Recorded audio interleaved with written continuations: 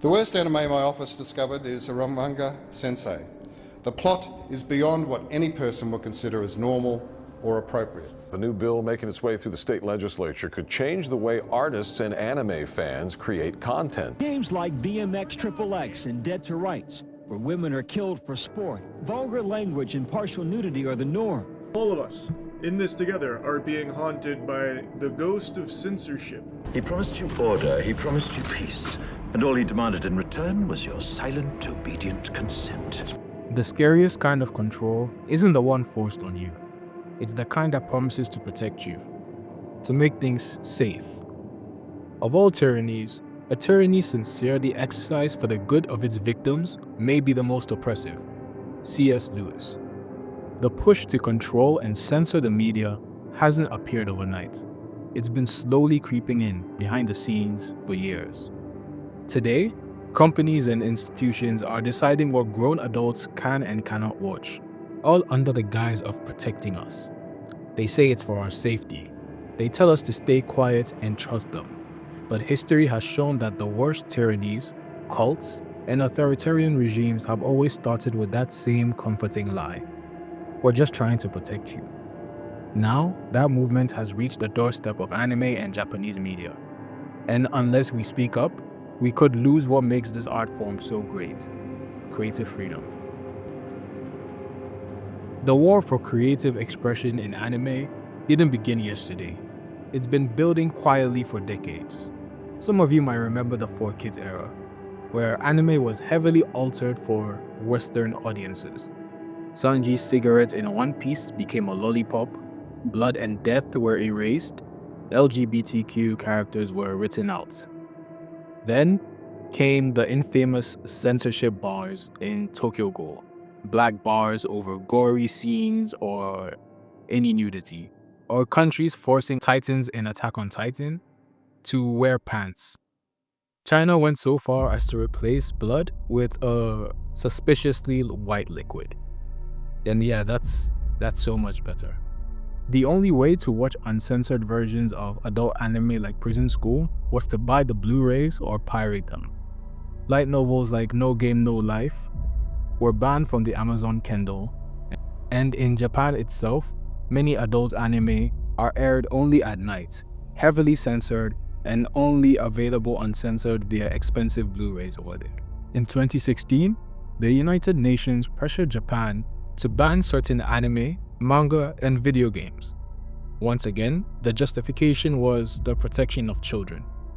Japan refused, stating there was no evidence fictional depictions influence real-world crimes, which most people have been singing for years now, but they don't want to listen, and that such a ban would violate freedom of expression.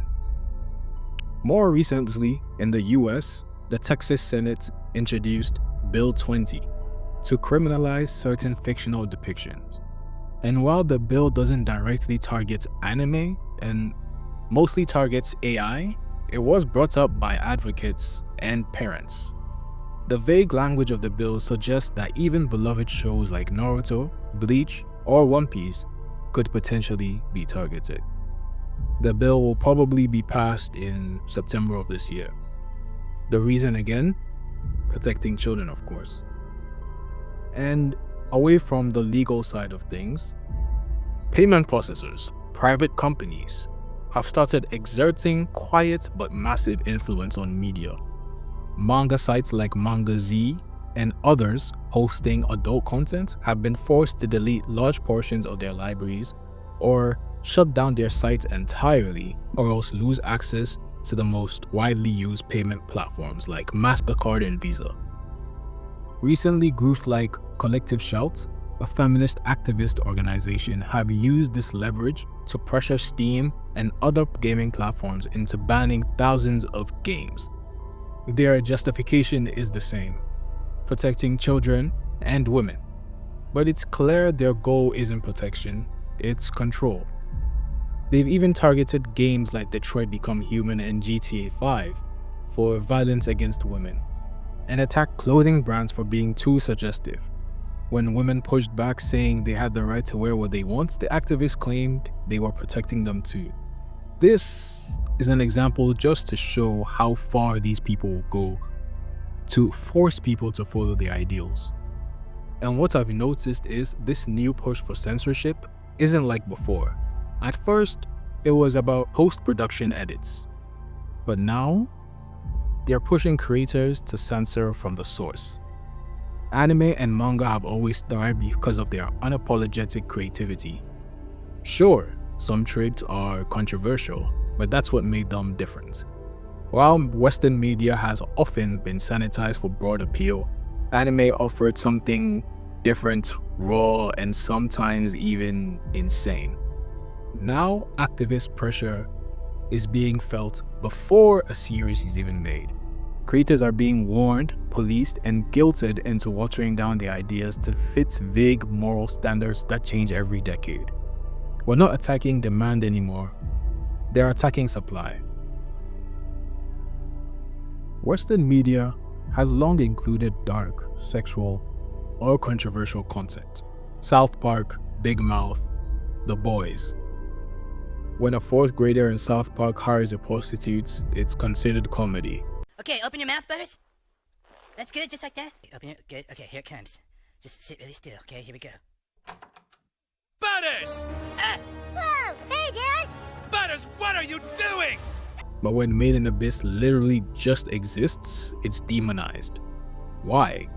Because anime is easy to target, because it's foreign and different, and because some people can't separate fiction from reality.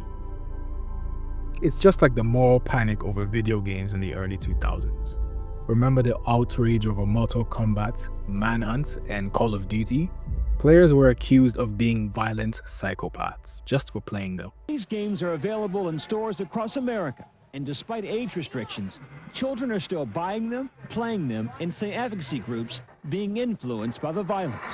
They give you a thrill, you know, it makes you feel like you're floating. In that game, you get rewarded if you kill the prostitute, if you kick her brutally to death after you have sex with her. Studies were pushed showing false correlations with crime, but ultimately the game survived because people remembered fiction is fiction.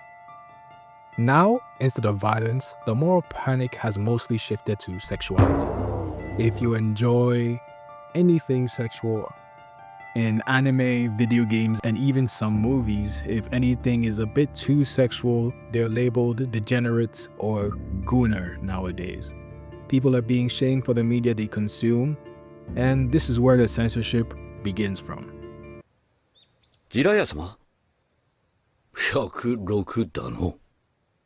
何がですか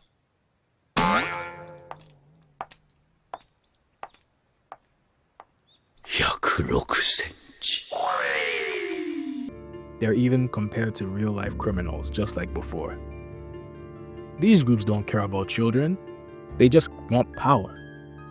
Controlling what people watch is a way to control the way people think. And the scary part is, it's working.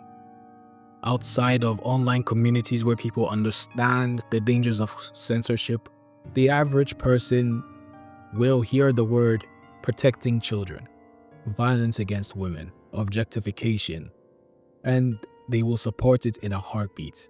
What they don't know is these companies are using these emotionally charged phrases as a Trojan horse to manipulate their emotions and guilt creators. The rape of children is abundant in manga, like the series Goblin Slayer, which I have to say in my office we showed to a number of people today, and they were absolutely horrified. In Goblin Slayer, children are often portrayed as frightening or resisting, but they are also shown as enjoying sexual abuse, enjoying it.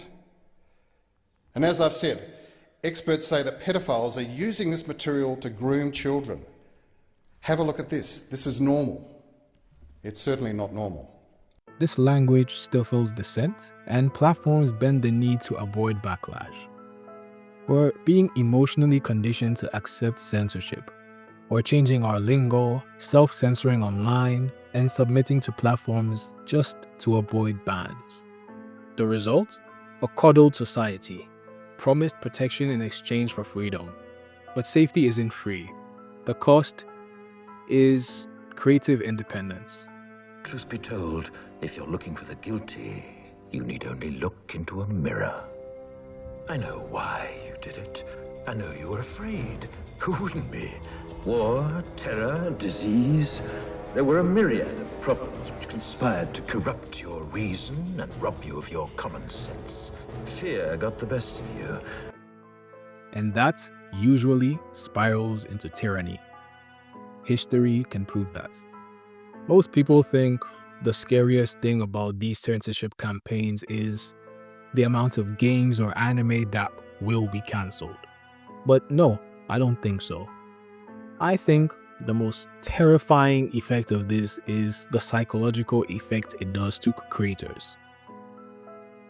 Creators will begin to pre-censor themselves. They're afraid of losing their careers, their income, or being falsely accused of being something terrible. The pressure doesn't just come from corporations, it even comes from fans too.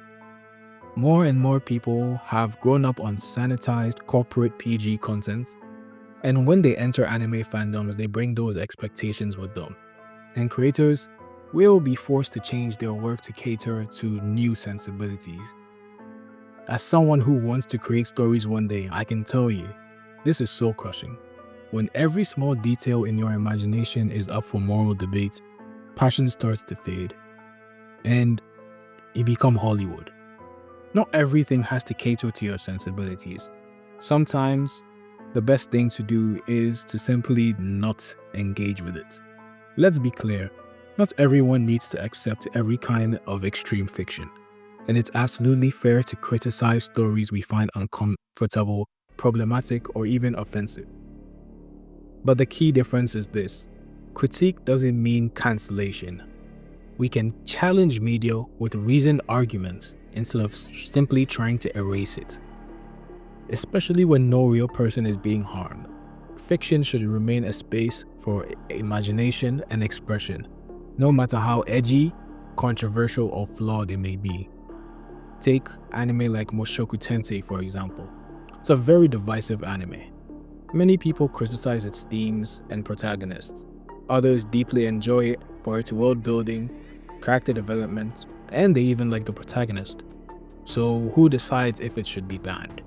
Who gets to have the final say, or something that's ultimately subjective? On the other hand, something like Cuties, a film which the feminist organization Creative Shouts actually supports. This is a film that clearly involved the sexualization of real minors, and it crossed the line. This isn't about fiction content anymore. This is the exploitation of real people. These people who participated in the movie will be affected by this in the future. Most people can agree it's acceptable to ban something like this. And that's the line. When real harm is involved, it's right to intervene because these are people we're talking about. But when it's fictional, the answer shouldn't be censorship, it should be critique and conversation. Anime used to be protected by its Japanese roots. Creators didn't care what international fans thought. If you didn't like it, you didn't watch it. But with anime's global boom, there's been a pivot towards international standards. Shonen series especially have started to tone things down to appeal to a broader audience, and that pressure could trickle all the way down to manga. Publishers might soon tell artists what they can and cannot draw, and be even harsher than them, all to protect sales in Western markets. Actually, yes, people are fighting back. Big names like Asmongold, Moist Critical, and Chibi Reviews have made videos criticizing censorship efforts. Fans are mass calling payment processors and demanding accountability. Unfortunately, many anime creators remain silent. Some are scared, others might secretly agree. And with laws like Texas Bill 20 potentially passing this September, the future remains uncertain. One bright spot is Japanese politician Ken Akamatsu, creator of Love Hina, which was also banned.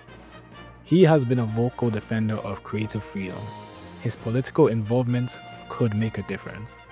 Right now, there are petitions. I'll put the link in the description if you want to support. You could let your voice be heard by contacting payment services and politicians, respectfully though.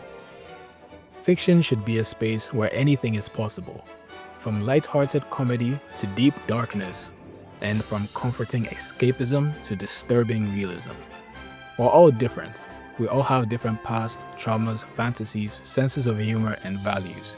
And that's the beauty of fiction and storytelling. But when we start dictating what other people can create and consume, we stop being a society that values freedom and we become authoritarian. If you don't like something, just don't watch it. Don't destroy it for everyone else, because one day they'll come for the things you love too.